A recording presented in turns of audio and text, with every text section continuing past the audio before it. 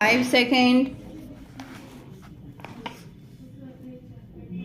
Ready, start. This is the story which my friend sometimes tells on a long summer evening as we sit together by the open window, finding pleasure in the sweet, clean air after the still heat of the day. Stop, stranger.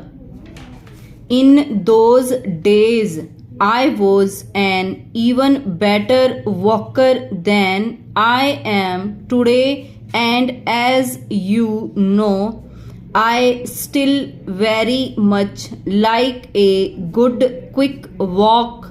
Stop.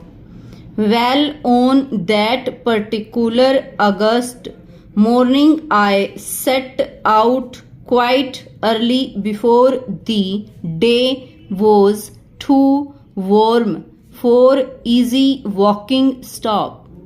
I carried with me enough food to meet my small needs and was therefore able to keep away from towns of any kind. Stop. I was healthy in the way that the young are healthy, and I walked with quick, easy steps, covering the first 8 miles of the road in just under 2 hours. Stop. But with the increasing warmth of the day, my rate fell little by little until in the full heat of the day I found that I was doing very little more than 2.5 miles an hour. Even the small additional weight of the food I was carrying troubled me, and as it was by this time several hours since my last meal, it seemed reasonable that I should look out for a place where I could rest and have a meal in peace. Stop, stranger. After a time, I reached a point where the road comes very near to a small river, and I was pleased enough by that time to walk across the field and to find near the water some undergrowth high enough to offer me some cover from the full light and heat of the open countryside round about. Stop. I took water from the clear, quick running river and built a small fire upon some stones and so made my simple meal. Stop. Such was the heat of the day that it was as much as I could do to keep my eyes open, but using all my willpower, I was about to clear away the rest of the food when I saw standing before me a little old woman. Stop. So lined was her face that it seemed to me there was no room left upon it for any personal expression or feeling, and her dress was as old as her face. Stop. Standing here She appeared to me to be not of this day, not of yesterday, and not of tomorrow, but to represent time itself. But when she began to speak, I found her words when commonplace enough. Stop, stanza.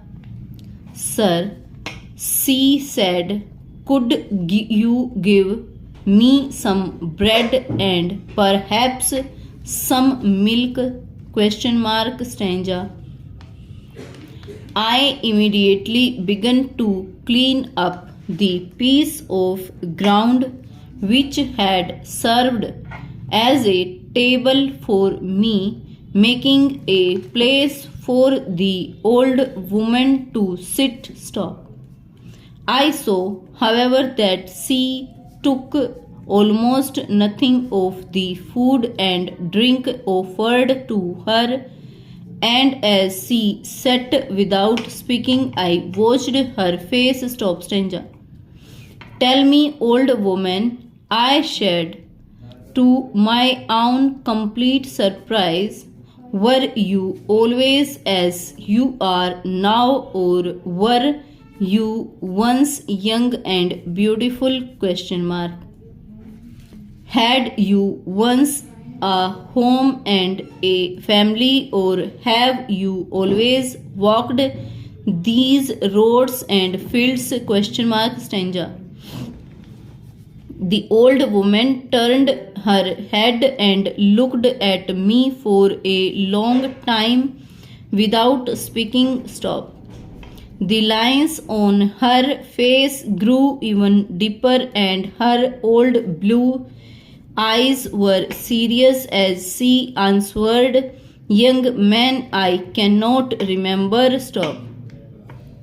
For long ages I have walked these roads and these fields. Stop.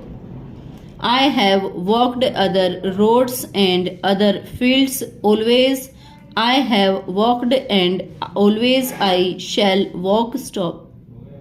I am old, and perhaps I have never been young. Stop. I am plain, and perhaps I have never been beautiful. Stop.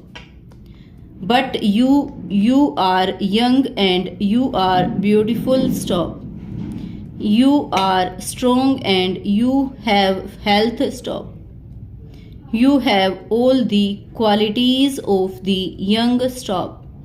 Because these things I am speaking to you now. Stop, stanza.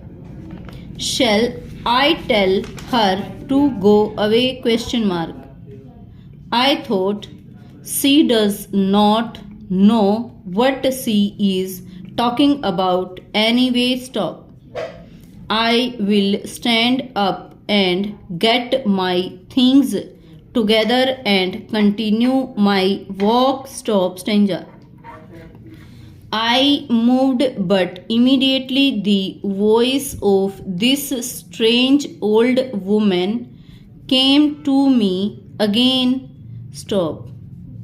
No, do not go. Stop. You must hear what I have to say. Stop, stanza. Yes, I thought. Stop.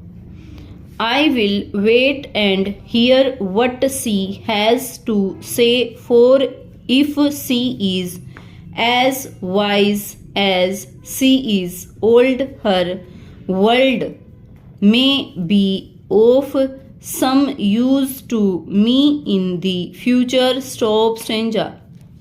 But the seconds passed and no words come. Stop. I looked again and no one was there. Stop. Not feeling very pleased with myself at the thought that I must have been weak enough to fall off for a few minutes, and believing that these things had not really happened, I began to clear up what was left of my meal stop. And then I knew that the old woman had been there, for my bread was gone, and in its place was this stop stanza. At this point in his story, my friend opens his hand, and on its rests a lovely clear blue stone in a beautiful setting of gold stop stanza.